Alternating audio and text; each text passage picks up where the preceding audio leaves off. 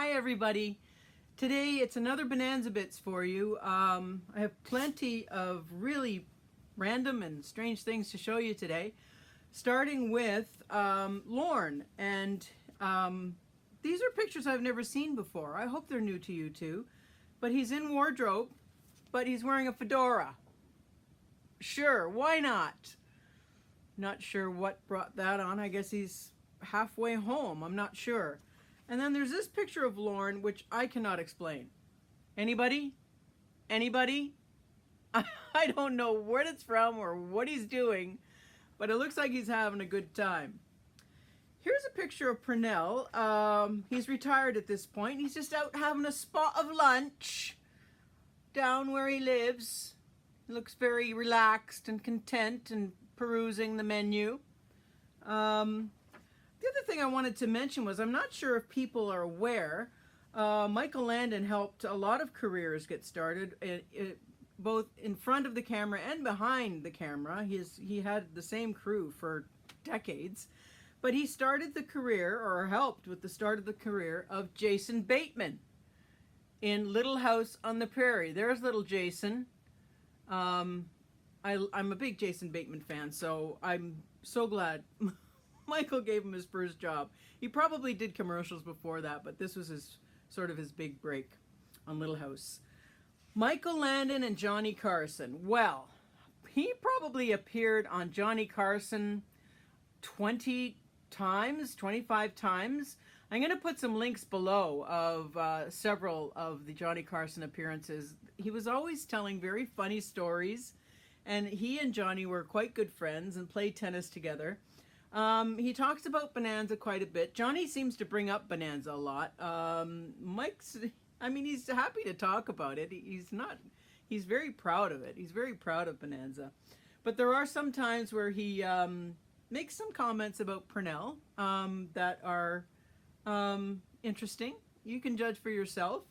Things like Pernell was complaining all the time. Before we got the show, we were all eating hot dogs, and I really think Mike did not understand where Pernell was coming from. But anyway, I'll put some links below of some of his appearances on Johnny Carson. And the most heart-wrenching, of course, is one he did just about a month before he passed away. Brave man. He really faced his cancer with great deal of courage. There was no doubt about that. Here's some pictures of Dan at his military college, where he is junior president. There he is at the top, looking very much, he didn't change very much. He looks the same in all his, here he is in the bunkhouse with a pal, reading a book or something.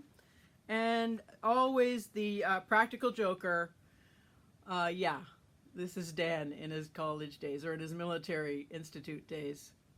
He was always joking, apparently. Here's Mike answering some fan mail. Lots and lots of fan mail these guys got. He's, looks like before or after he's finished for the day. He's still wearing his wardrobe. So, yeah, they got a lot of fan mail. Of course they did. Each one of them did, for different reasons. I think Dan got a lot from kids. And, the mail kept coming in for our Cartwright guys. Here's Mike at an event, who is, again, like Dan, always trying to get a joke, always trying to get a laugh, and I'm sure he did, but he was always trying to have fun, no matter where he was and what he was doing.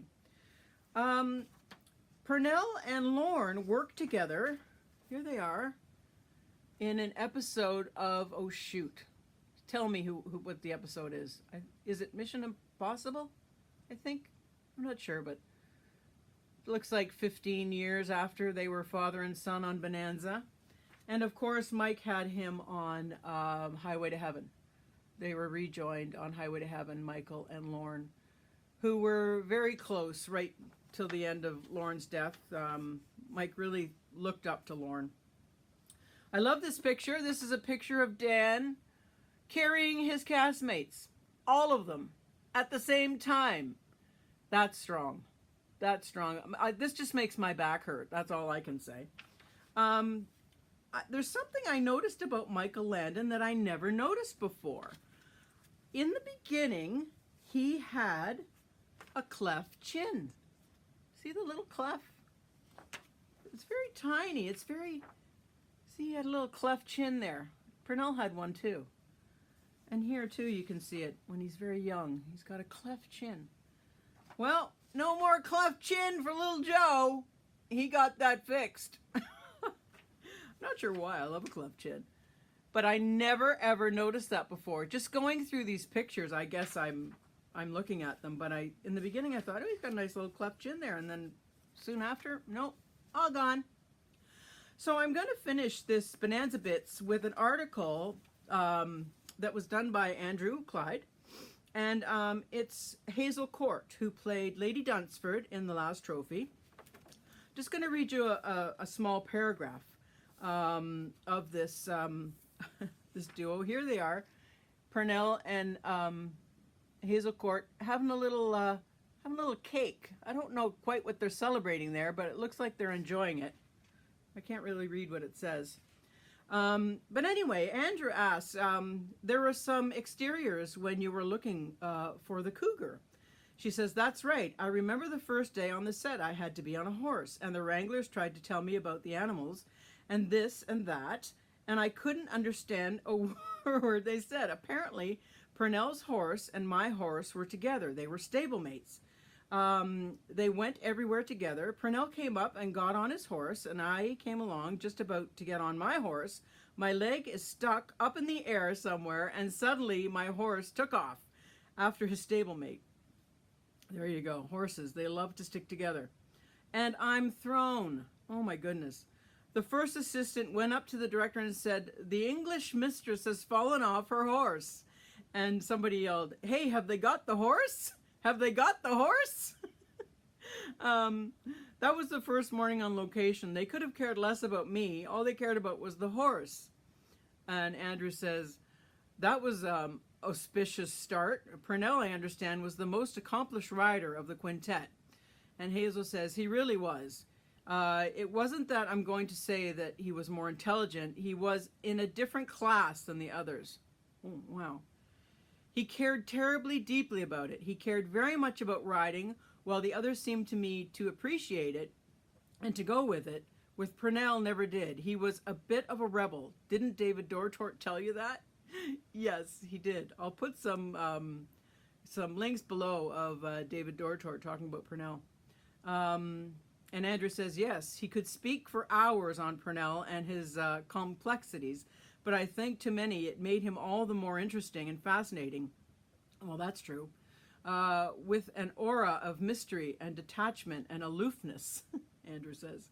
Hazel says, we would have a drink every night, and he would worry. You could see him churning. I want this to be better.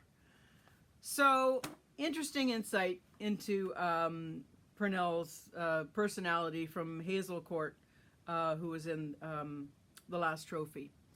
That's it for Bonanza Bits for today. There's plenty more to come. So keep subscribing and watching and liking, and I love all your comments. So we'll see you later on Ponderosa North for the love of Bonanza. Oh, I messed that one up. Goodness.